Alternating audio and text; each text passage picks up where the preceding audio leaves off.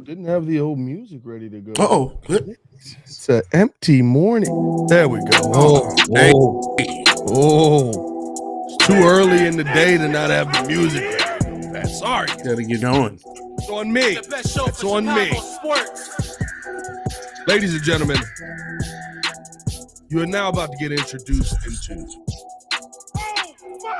way too early Bears content. No, I'm playing. What's good, y'all? It's your boy Pat the Designer back at it again. Appreciate y'all tuning in and rocking with us as always, man. On today's show, got to talk about the Chicago Bears continuing to look to add. Per Brad Biggs, we got some players getting worked out. Is this just normal procedure? Does this actually mean something with what we saw in week one? We'll also take a look at Cole Kmet's comments about his role on Sunday's matchup versus the Titans. Is he a little bit unhappy, and how will we see that adjusted moving forward? We actually will take the time to be excited about this win and look at week two. I feel like it's been a lot of like, what the heck was that? Should we be happy about this? We're excited about the win. Where do we see this Bears team improving in week two, though? And then, ladies and gentlemen, we're going to talk about Zach Levine. Strap yourselves in.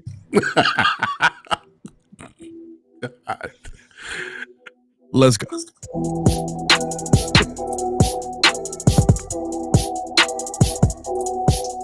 Big vibes in the morning, man. Appreciate y'all tuning in and rocking with your boys, man. Hit that like button, subscribe to the page, leave that 5-star review. Y'all know what to do, man. Need y'all stop playing with your boy. Go ahead and come on. Oh yeah. Push the button. Come on. Push the button. Come on, push the button. Yeah, come on, push the button. You heard what she said. Y'all heard what Sue Young said. Push the goddamn button. Push the button. Appreciate the chat. I like every day it just gets more and more like less words and just like a scream. Never gets old. Ali in the building, man. Shout out to that Chi-Town Menace in the building. What's good, my guy? It's Crimson, of course, always rocking with us, man. Appreciate Crimson pulling up. Noah P in the building. Alex Houston with a bird. Don Quixote saying morning breeze nation. Eric S. Morning, y'all. Congrats, Pat. Appreciate you, my guy. Appreciate you. Yeah, if you didn't hear the news, it kind of goes hand in hand with the whole why I was leaving Locked On and all that stuff. We talked about that on the last episode. No young shorty on the way. Got my son on the way. Oh, yeah. Oh, man. I can't wait for little Bartholomew to get here. Oh, man. That's a beautiful thing, brother. I can't wait for Bartholomew Jackson Moranzoni to walk in this game. I'm assuming that isn't the name for real. No, it's not the name. I'm not naming my son okay, Bartholomew, dog. I'm going to slap somebody. We got some interesting names out there. We got some names. This is a debate. My daughter's name I had picked out because we never planned on having kids. And then but I had heard in one of the books that I was reading, actually Aragon, and one of the elves' names was Arya. And I was like, I love that name. That's great. I would name my daughter that if I ever had one, but I never will. Ha, ha, ha, ha, ha. And then we had one. And it was like, well, guess we're doing this family thing. Yep. So we never thought past that because we were like, we got one. We good. We straight. Well, number 2 on the way. Now I got to figure out a name. So, can I just throw one in the hat? I know this is not going to stick. If you say Jordan, I will punch you the next time. No. Okay. All right. Come on now. I'm better than that. How about Meaty Moranzoni? Oh, yeah. Come on. Got a ring to it. Meaty Moranzoni. It's got a ring to it. Hey, man. Appreciate y'all tuning in, showing love. Let's talk a little bit of Chicago sports, man. There's actually a lot of Chicago sports to talk around the city. Dare I say we may have to get to a point where we get some Cubs talk in here? Maybe? Oh, boy. Hey, Imanaga. Maybe. There's definitely no White Sox talk going on because I tell you this right now. Modest threw out the first pitch at the game the other day, and he was the only one there. Like,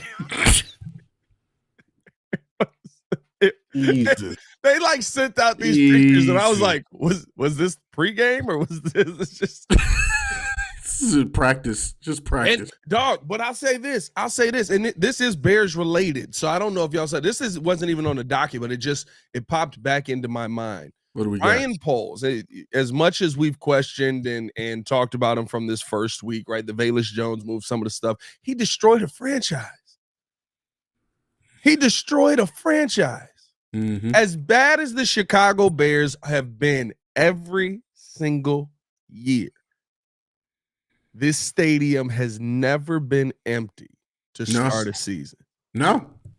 Did you see what happened week 1 of the Panthers? I know I saw a GIF or some sort of video, man. It looked bone dry. Bro, they were selling tickets to opening kickoff of the Panthers season for $1.98. That's what you call desperation, folks. At least the Sox got halfway to the season before we got the dollar. Jesus, man. This is the NFL. Well, I've never seen something like this in the NFL. It's football. At a minimum, people usually buy tickets to go see the other team. Yeah, they would still want to see football. Bro, like as Bears fans, when the team was bad, you would like go to a game and it'd be like, well, I get to see Tom Brady today. Yeah, that's true. Now, maybe we're sickos. But, bro, Ryan Poles destroyed the Carolina Panthers. Fleeced them to death. They're dead. There are 31 teams in the NFL now.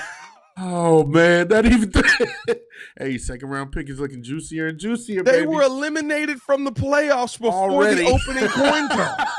One game in, they're done. One game in, they walked up and they were like, hey, it's been a great season, guys. Like, we haven't started yet. Boy. Bryce must be crying inside. Bro, poor Bryce, bro. Here's the thing. I don't think Bryce is very good.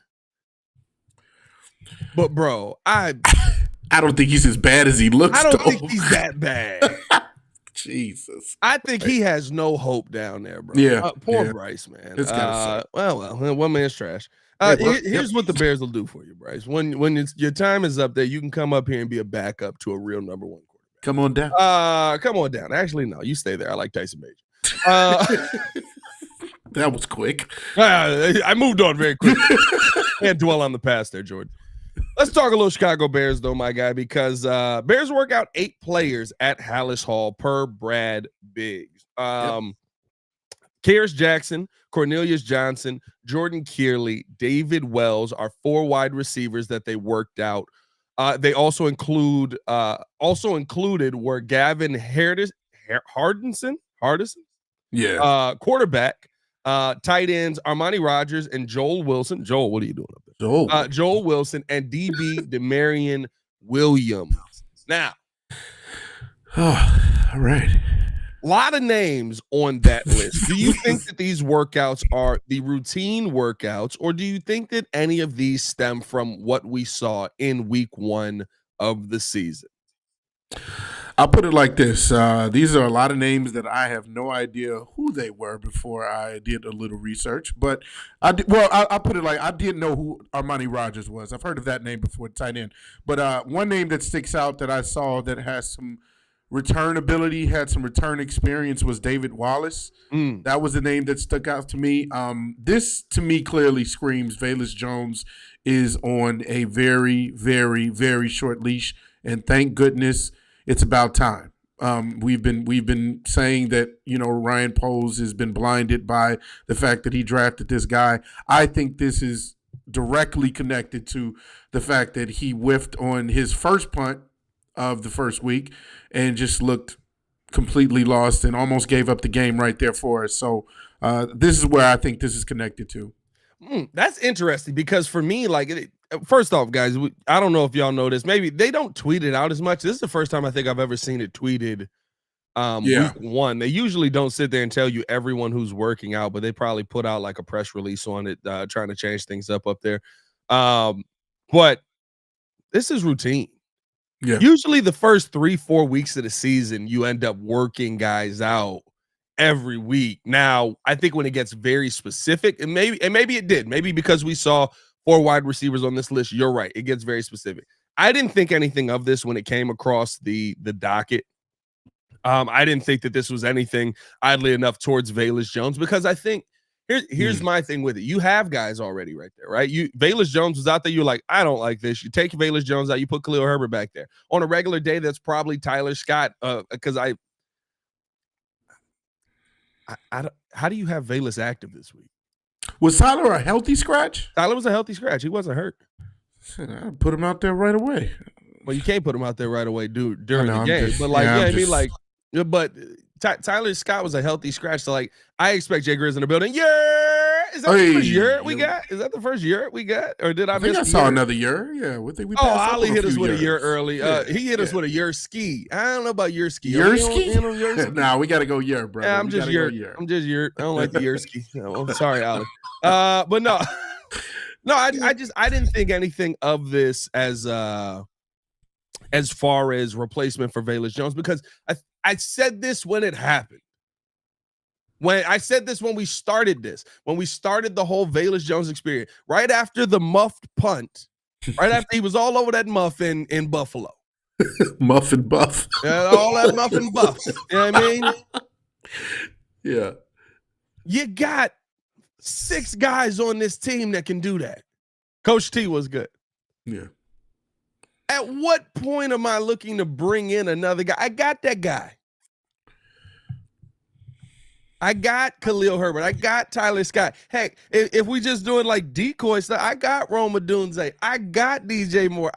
There's so many dudes back there that can return kicks. I got Tyreek Stevenson. He did a little bit in college. I guarantee you Kyler Gordon could do a better job back there. Oh, wow. You know what I mean? Like, dog, like, bro, it's catching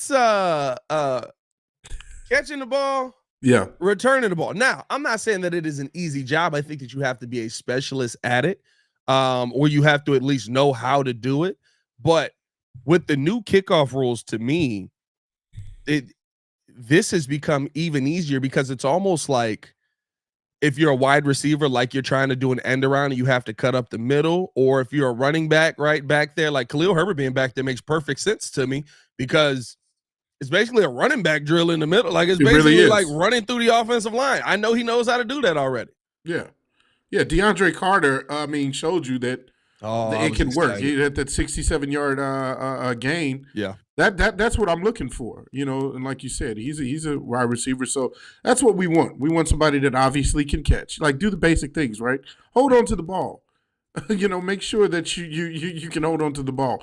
But again, yeah, maybe these names that are being worked out, maybe this has no connection to Velus. Maybe it does. I just think that, me personally, I would hope that they're bringing in somebody that probably could replace him at this point. I wouldn't mind seeing Velus being cut. And I've said that before. You have to cut your losses. And I know some have even voiced that in the chat. And I agree. I think that at this point, you have enough talent at running back. First of all, if you're going to try him out at running back, he's not going up ahead of DeAndre. He's not going ahead of Khalil, or he shouldn't, I should say. When Roshan comes back, he shouldn't go ahead of Roshan. When it comes to the wide receiver room, we already know that's a wash. He's not going ahead of any of those guys. Yeah. So my thing is, okay, cut your losses now. Ryan Poles, we know that you usually get this right. This is one of your ones you got wrong. Well, he ain't got this one right. He 3 years late. By the way, Mr. Media, it's over 100 in the chat.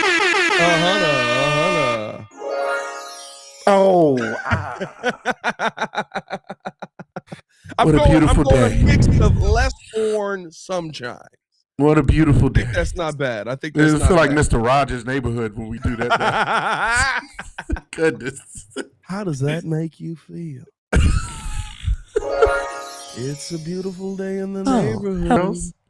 Ladies and gentlemen. Day in the neighborhood. Would you be mine? Do people know that show still? I would hope so. Are there people in this chat that don't remember that show? If y'all don't remember that show, that's crazy.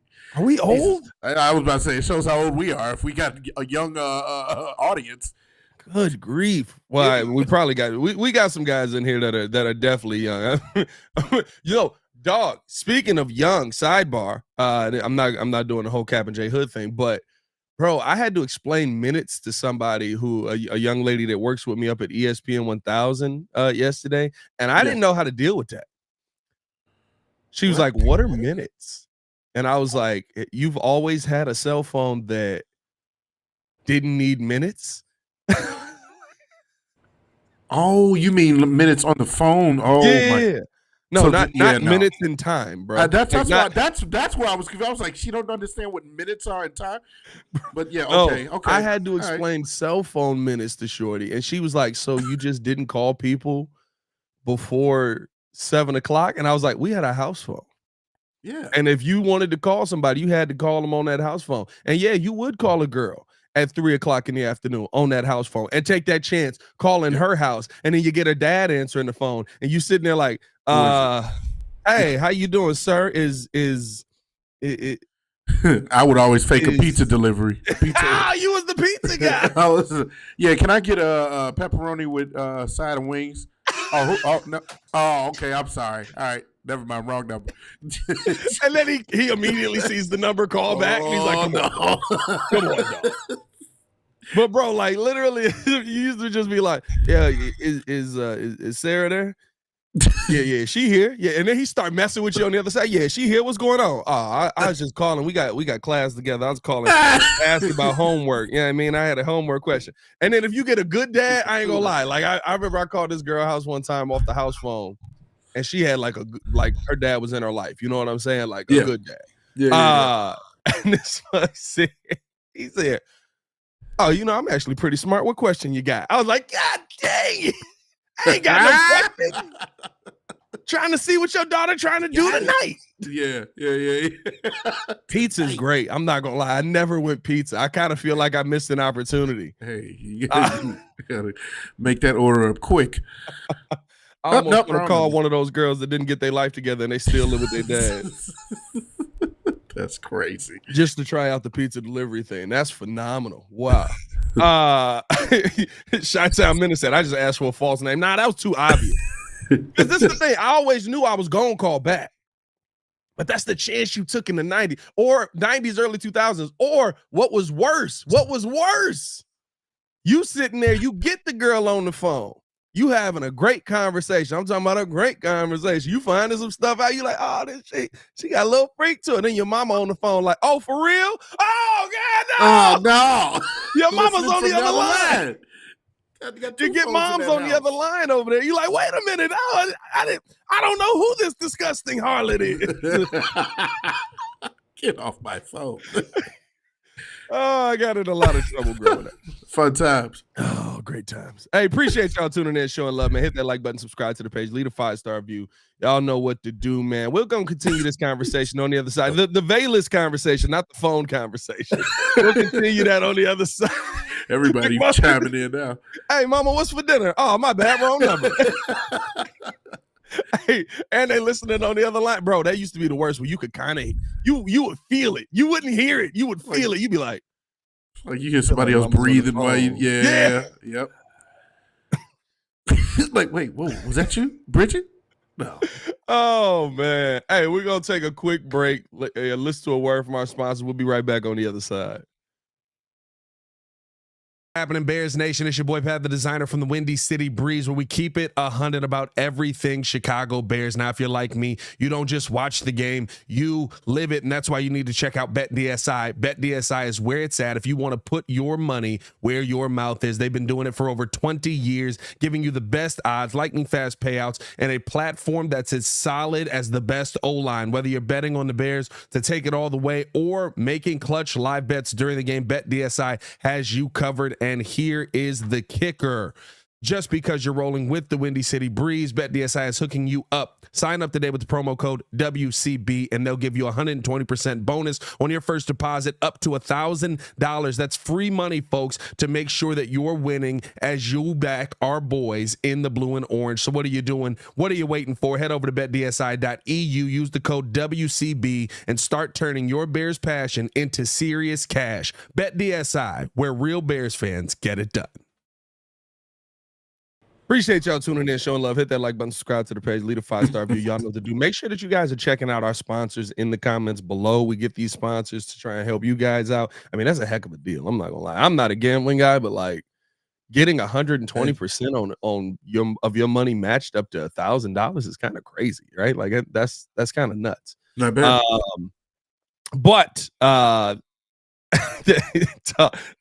love his Crimson. I saw Crimson's comment. It said, "Am I the only one that had privacy at home?" Yes, we had bro. There wasn't no privacy. I know. I didn't pay the bills at my house, so I had no privacy. I was not afforded privacy. Crimson was that mug that'll get you in trouble, right? Crimson, a friend to come over, he'd be like, "Yo, she can't be in your space like that, man. Like, you should tell her. You want me to tell her?" It's like, I remember that stand. Crimson, I'll lay you out. Don't you get me in trouble. My parents are good space, man. I will knock you out right now. I remember that. My mom gives me sleeps. It gives me eat. Yes, bro. My parents is good people. You won't not. You go not. Get on from here now. Who was that? Aries Spears? Spears. Yeah, I remember Aries Spears, man. I don't get. Hey, man, let's get back into this conversation. We're having a conversation about, the Bears bringing in some people and what it could mean for the future of Velus Jones. We've talked about him a bunch this week because of yet another another muffed kickoff. And yeah, I mean, listen, I don't want to dwell on it too much longer, but at this point, the blame isn't even on Velus. It's on the organization for putting him continually in this spot and knowing that he's not good enough to do it. And now it starts to feel like we're just killing this guy. Why isn't he good at his job? Why isn't he good at his job? Why isn't he good at his job? He's just not good at his job. And so now I'm looking at Ryan Poles going, you can't see that he's not good at his job. Why are you not doing your job? And again, I'm not sitting here disrespecting Ryan. I love the team he's built. I think this team is going to do some great things this year. But Velus Jones being back there in a kickoff situation when the lights are brightest in the first game of the season, first kickoff of the season, and a fumble happens. Oh my God, I'm so surprised. I'm not blaming Velus for this at this point. Do we need to blame him for sucking? Yeah, sure. But you keep putting this guy in this position. Maybe you're right. Maybe this is the opportunity Ryan Poles is looking to take to try and change up or fix that mistake. Maybe Velus Jones isn't a part of this team. But I mean, if I'm not mistaken, didn't he also get DNP'd CD like 6 weeks last season? Yeah. So see, that's the thing. It's like cut your losses when it's the right time. And it's been the right time. My thing is, again, and I've said this and I'll say it again, Ryan Poles, his strength and his weakness is that he truly cares about his players. But I think at this point you're not valuing the fact that maybe you need somebody better on the roster. You need to look at the overall team at this point and look past Velus Jones and what he potentially has. We know the potential, but it's not realized. It's been years in, and Velus was already an old prospect anyway coming into the NFL. Like cut your ties now, and that's my thing. Let's just move forward. Yeah, no, I mean, and I think here's the thing as well with it. When I saw this list of players that was there, the first thing I thought was no offensive lineman. If we're working guys out, let's I'll be honest with you, there's nothing out there. I don't think it's anything out there, man. It's not. And this is more to add guys to your practice squad. This is more so to add guys to your if guys go down late in the season and you got to call guys up and you want to add more guys to the squad, right? Like this is not to bring somebody onto the roster in my mind. So I don't think that this is anything over the top at all. Let's keep it moving along because we've talked about another thing from week one. And listen, you overreact every time week one comes, right? Your team's either going to the Super Bowl or they're falling off the face of the earth. Unless you're the Panthers, you're dead. If you're the Panthers, it's over. Boy, call the season. Boy. It's like you ever seen that Stewie on Family Guy? He's like, this is worse than when I became a Mets fan. It's like, and opening day of the season, oh, look at those Mets, crack, and it's over. I saw that. Like, it's done. It's a wrap. But in week one, the other probably highly talked about story has been the underutilization of Cole Kmet. And we actually got to hear from Cole Kmet on his podcast, The 85, over on CHGO, doing a great job over there. And with Cole Kmet, when you hear his comments about, you got to check your ego at the door. You know that you want to go out there and play. He says he feels that he's now they had on their top 10. I think he just said top tight end. But either way, I think he said 10. It could be. Yeah. He feels like he's one of the top in the league at that position, which understandably so. Solid season last year. Yeah. When you look at yards and touchdowns, right? But what he said to me about you can't control everything, and so I only focus on what I can control. It doesn't mean I have to be happy with it. It just means I have to fall in line. Yep. Does that to you speak to maybe some displeasure from Cole Kmet with how he was utilized in that first game? Or is it kind of like, okay, it's week one, nobody has to overreact. We're going to make some tweaks here. Cole Kmet to me has always and always will be a professional in the way he carries himself, what he says. I think he's making sure that he stays constantly professional and says the right things. This is not a Chase Claypool incident. This is not the type of guy that's just going to go out and just, burn the house down. My thing is, you can clearly see through what he said that he's frustrated. I mean, when you're teetering between, I do what the team wants me to do, but then, he kind of brags and says, I think I'm one of the top tight ends. Yeah, I need to just, fit in where I get in. But then at the same time, I need to be used more. I think I can. That's basically saying you're going back and forth and you're trying to be nice about it. But basically you're saying, hey, I'm Cole Kmet. What are we doing here? In a nice way. That's the good way of saying, give me more touches, give me more snaps in the offense. Can I play a little bit more in the game? I mean, what are we doing here? I'm tight end one, and you made Gerald Everett tight end one in your scheme. Now, I don't know if that is because Shane Waldron felt like, okay, he feels like he's faster. I saw another tweet. There was a video saying that maybe Shane Waldron feels he's faster, or that he gets out of his breaks better. Well, but Gerald Everett is a freak athlete. He is a freak athlete. Like he's definitely faster. He's more of a receiving tight end. Yes, absolutely. I agree with that. But when it comes to the entirety of a tight end and what they're supposed to do, Cole Kmet has him beat far beyond. Yeah. Gerald Everett is not a good blocker. Cole Kmet is a great blocker. Cole Kmet is a red zone threat. Gerald Everett can be a red zone threat, but I mean, I'd put my reliance on Cole Kmet in that instance. When you're out there and you're trying to trick the defense into, okay, what is this guy going to do? Is he going to go out for a pass, or is he going to stay in on the line and block as an extra blocker? That's what should confuse the defense. When you put Gerald Everett out there, it's almost like, oh, okay, yeah, he's probably going out for a pass. You can assume that more so than not, is what I'm saying. Yeah. Cole Kmet is somebody who can confuse the defense because he's an all-around tight end. I think here's my thing with it. Maybe this is just Shane Waldron wanting more of a specific guy. Like I'll bet you Shane Waldron was if Brock Bowers goes a little bit lower in the draft, he probably is in on going back and getting Brock Bowers, right? Yeah.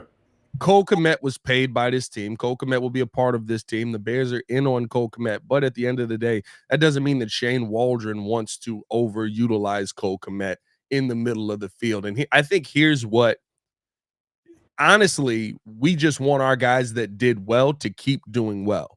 But the realistic situation is Cole Kmet can still have a good season. Yes. Someone's going to have to take the hit yards-wise. And do I think that Cole Kmet should be out there more than 48% of the snaps? I do. I also think that Cole Kmet will be out there more than 48% of the snaps moving forward. I think that there's a relationship back and forth with these guys where Cole can come in and say, I feel like you can use me more in this situation. I can block. I can do this. I can make this happen. And you'll see more of that. But the one thing that I think Cole Kmet is going to dominate at this season is touchdowns. I think he's going to be a high touchdown guy. Why? Because he's massive. Yeah. Cole Kmet walks into a room and all the light in the room just goes behind him. Dude is big. Yeah. He's huge. So like to me, I think that our concerns in week 1 won't be our concerns by week 6 or 7 because Cole Kmet may only have 300 and something yards by then in totality. But could I say by week 7 Cole Kmet's a 6 touchdown guy already? I think you could. You certainly hope so. You certainly hope so. And I love what Crimson said because this is another point I wanted to make. He says Velus was used over Tyler Scott. Well, Tyler Scott was a healthy scratch. Everett used over Kmet. We know that. And then Travis Homer was used over Herbert. There was another tweet that I saw that the best lineup offensively was only out there together for 10 snaps. Meaning that's facts. DeAndre Swift, Keenan Allen, Rome Odunze, DJ Moore, and Cole Kmet. We're only out there for 10 snaps together.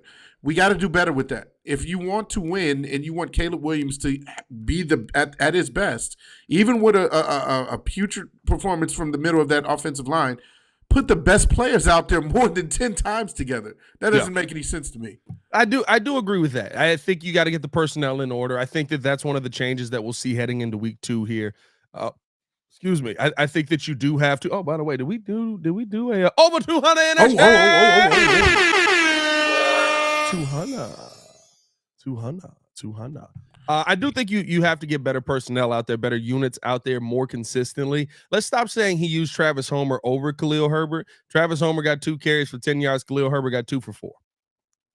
Khalil Herbert just didn't produce as much. Now, if we're going to say over, right, at least Travis Homer's a running back. He used Velus Jones over Khalil Herbert.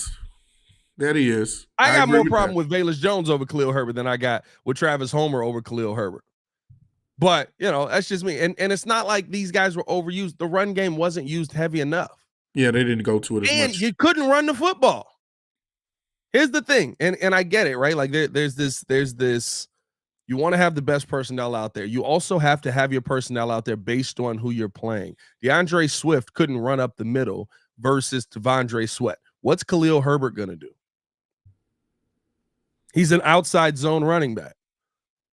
Travis Homer at least has a little more ground and pound to him. Dare I say Velus Jones has a little more ground and pound to him, although I don't believe it. Oh, don't you say that. I mean, but like the reason you saw Homer and Velus use is because they were like, we need somebody that can punch somebody in the mouth and try and get past this mammoth of a man on the other side of us. Like, to me, again, we saw a offensive coordinator in Shane Waldron. And I think, we can go into kind of where we expect the Bears to improve most in week 2.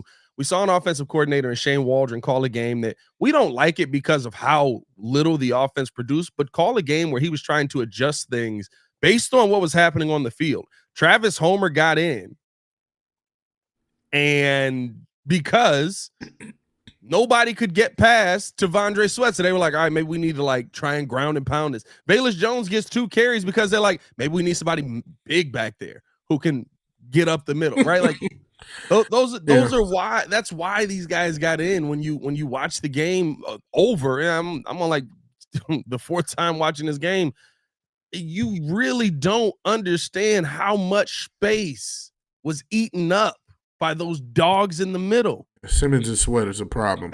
Yeah. And so you got to adjust your game plan based on that. Now, it didn't work either, which also sucks. You adjusted your game plan, and basically the game plan was like, DeAndre Swift still didn't run the football well. Caleb Williams still was inaccurate throughout the day. You really didn't get a ton of wide receivers open. You end up having some injury issues with Keenan Allen in that 3rd quarter. Like, I think that a lot of stuff changes if execution is better. I agree But with I that. think, and we talked about this yesterday, to me, the plays were there. The plays were there to be made. Yeah. If Caleb hits Keenan Allen deep down the left side early on in the game, and you're taking the top off, they're not playing that close to the line. Now they got to step back. Yeah. You know what I mean? And so yes, could the play calling have been better? Maybe, but this comes down to execution. And when we talk about what can the Bears improve most at heading into next week, you just got to execute better. Yeah. The plays were there. Keenan Allen across the middle was there. DJ Moore down the right side was there. Keenan Allen in the end zone twice was there. Got to make the throw.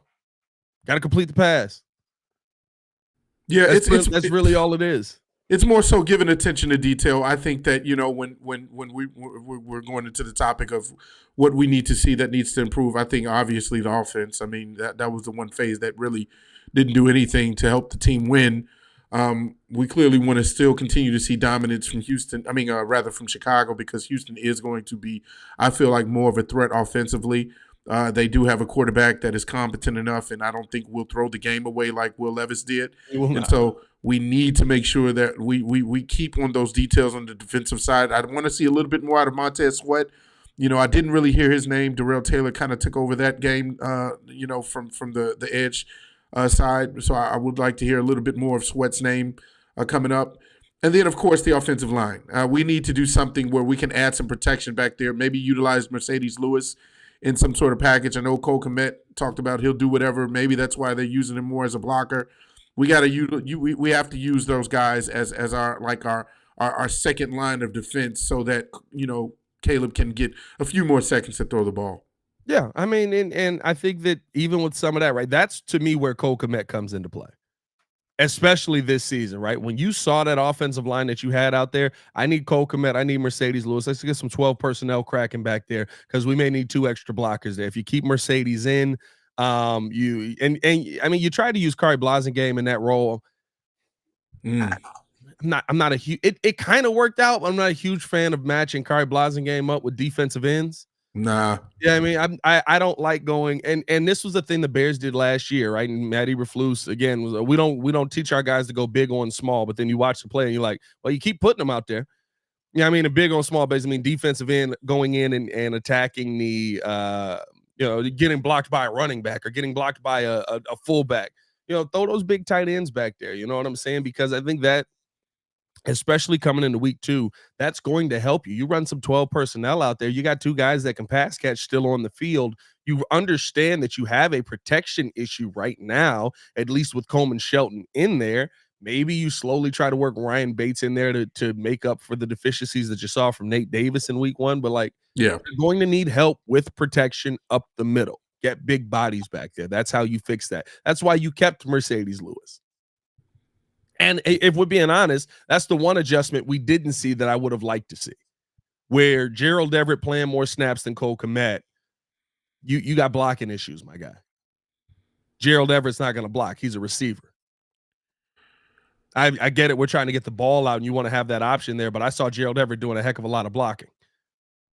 Yeah, so, or put them both out there, at the same time. If you're talking about those 2 tight end sets, what do we got, a super chat?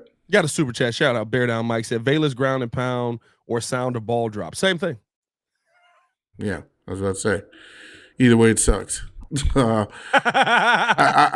saw Doug Dyer mention a minute ago. He said something about the fact that maybe another thing that needs to improve, and I don't know if this is accurate or not, but the fact that Caleb looked as if he wanted to play faster than the play calling.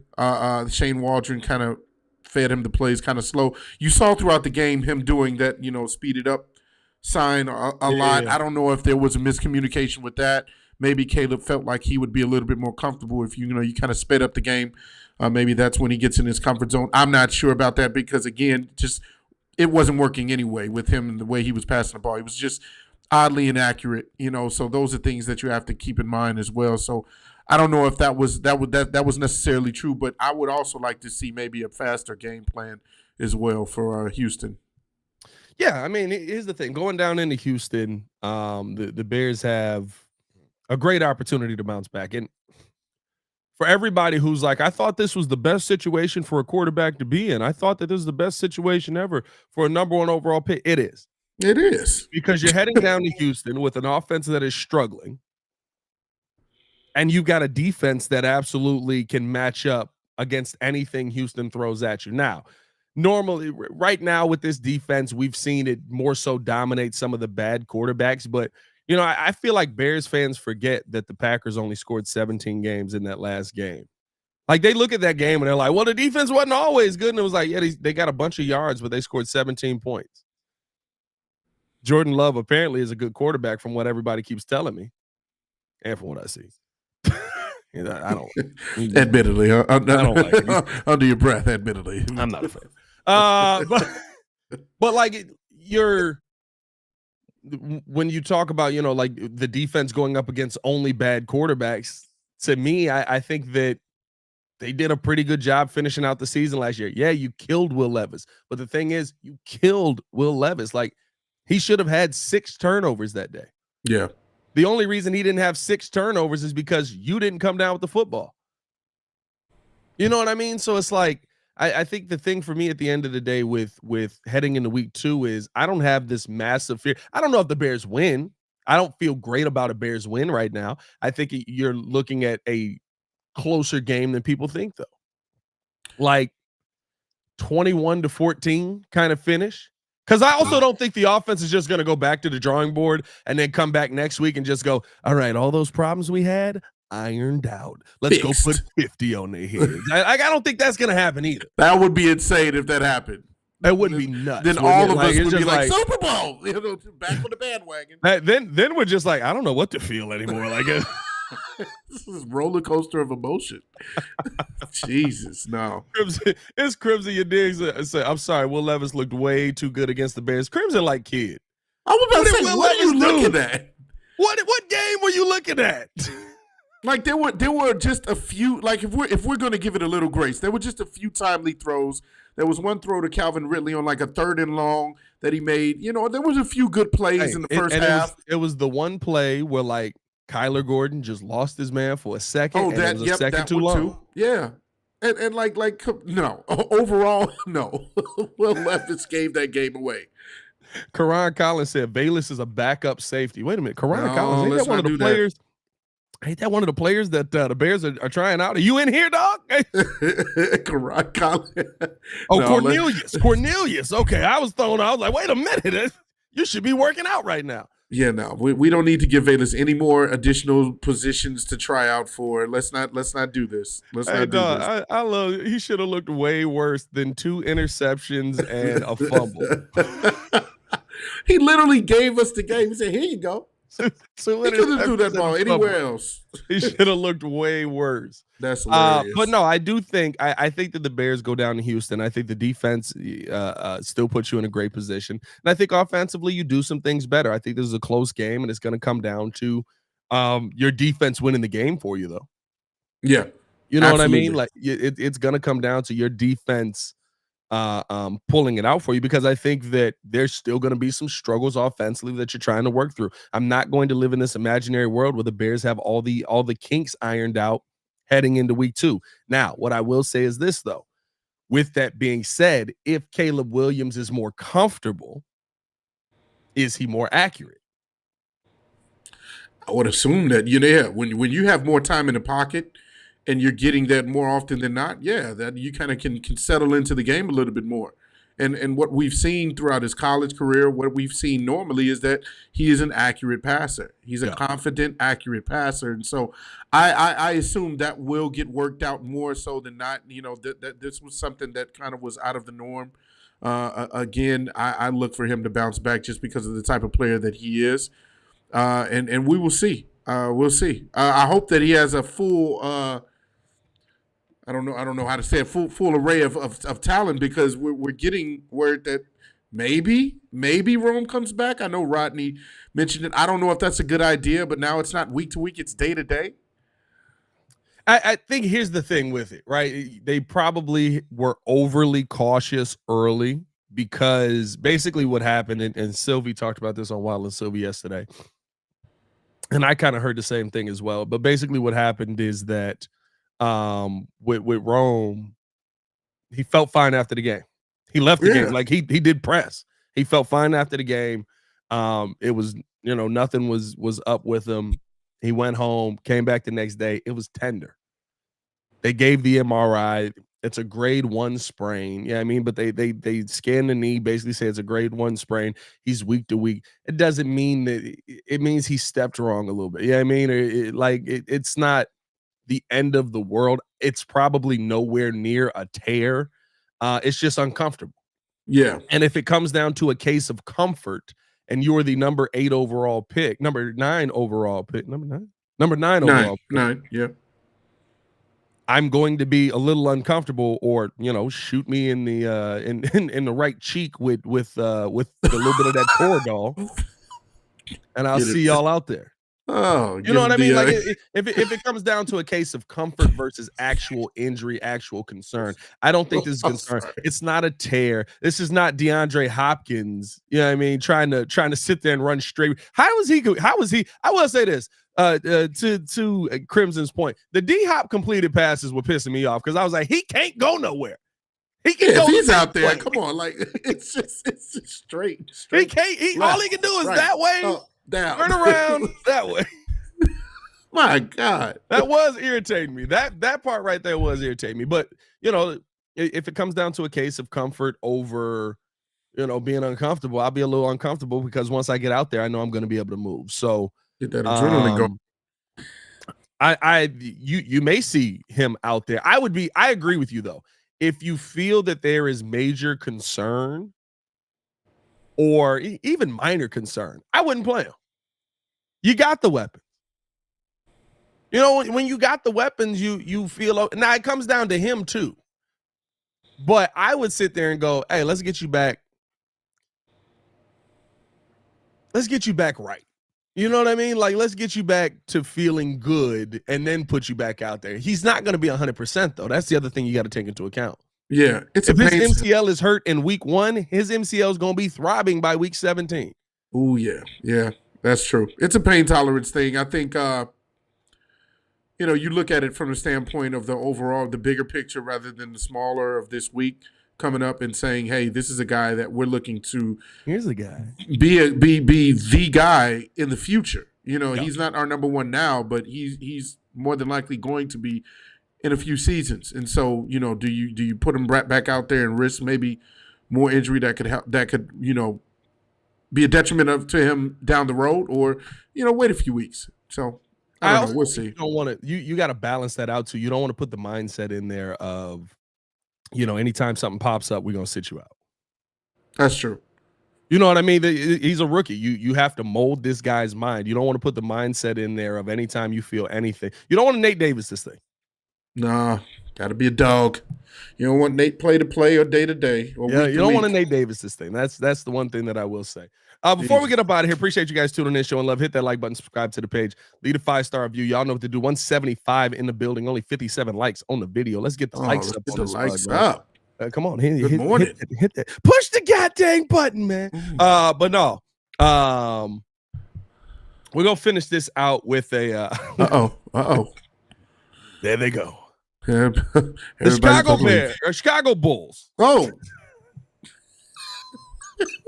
So used to talking Bears. Are looking to revamp the relationship with Zach LaVine. Yeah.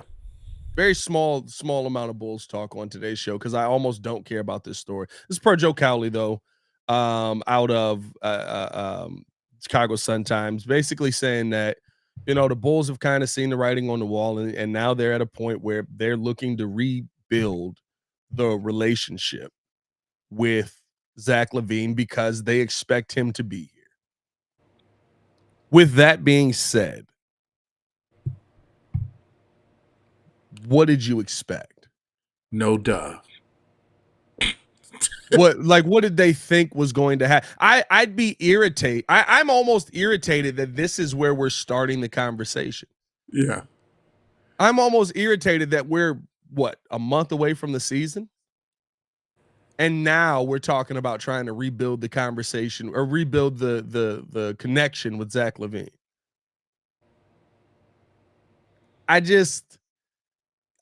The Bulls have gotten to a point where there's such a it is what it is franchise, and I like all the changes that you made.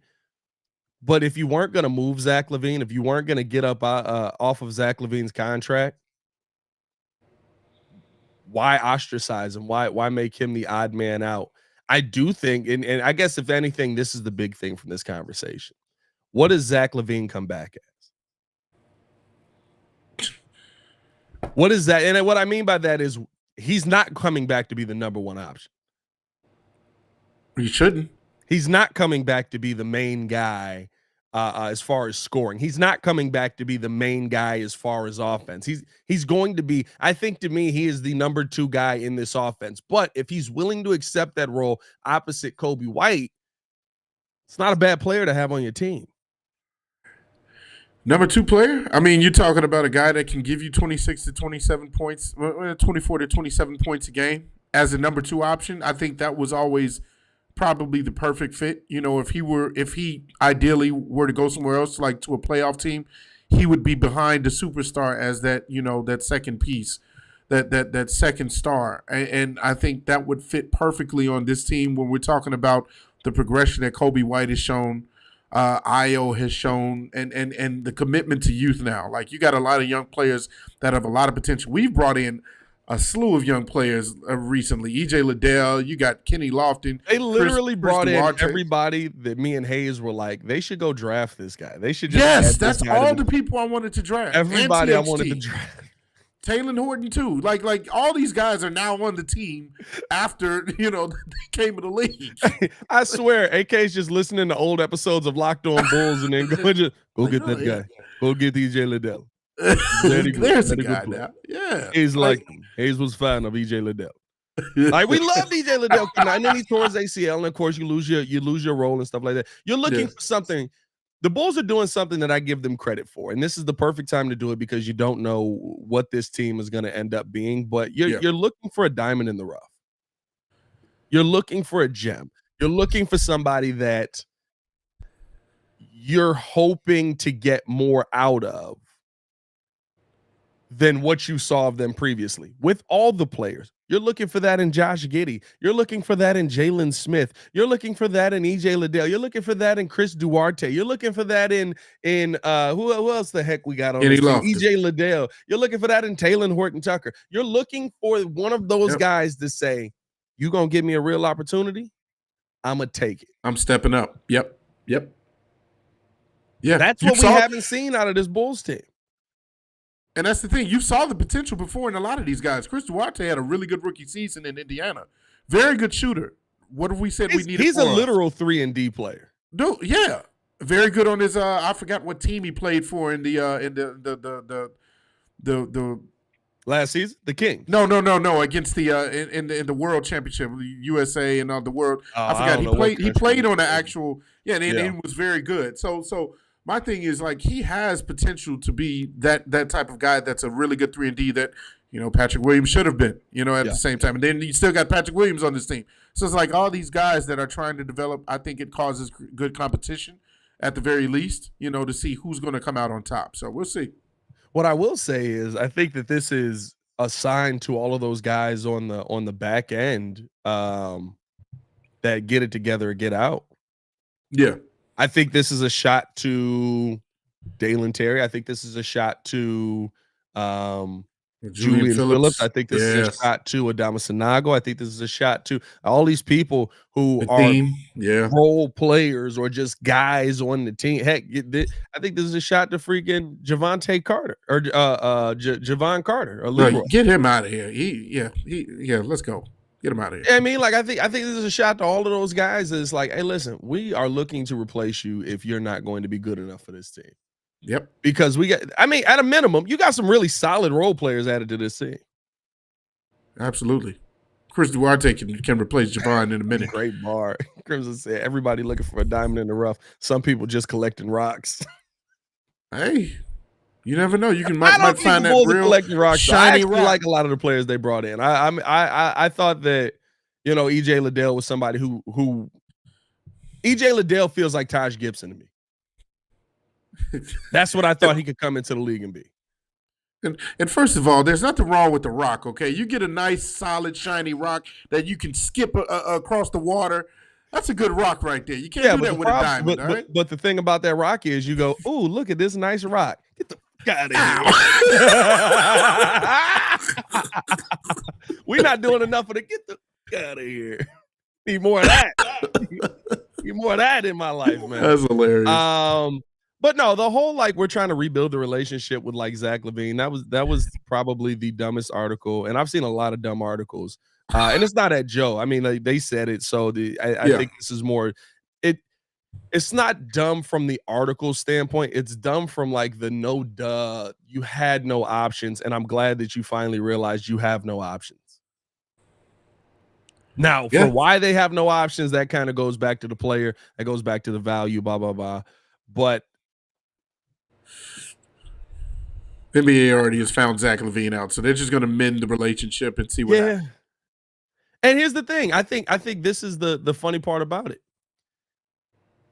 If Zach LaVine starts playing well and you mend the relationship and you feel good about what you've rebuilt, again, like I said, I would love to have Zach LaVine actually be the number 2 on this team. Yeah. I would love to have Zach LaVine as my second scorer. He's a great scorer. Yeah. I just don't want his $40 million contract being the reason that we're like, all right, he has to be the face of the franchise. That ship has sailed. Nope. We gave you about 6 years of that. He's a face of the franchise. Yeah. He's a face that plays for the franchise. His face will be attached to his body on the court. That's kind of where we're at. Yeah, I mean, like, that's kind of where we're at with it. Yeah. Because I'm not even going to lie to you. Well, no, because we value scoring more than anything else. So he probably will be a face. Because I was going to be like, Josh Giddey's going to quickly, like, win this city over. Oh, no, Josh Giddey will because he can do everything. Do a little bit of everything. Above 18 people in the city. Hey, man, appreciate y'all for tuning in, showing love. Hit that like button, subscribe to the page, leave a 5-star review. Y'all know what to do. We're going to get up out of here, man. We gave y'all 6 minutes of Bulls talk because that's all I could stomach of this team and their dumb decisions. Appreciate y'all for tuning in, showing love. For Mr. Media himself, Jordan JC, it's your boy Pat the Designer, back at it again.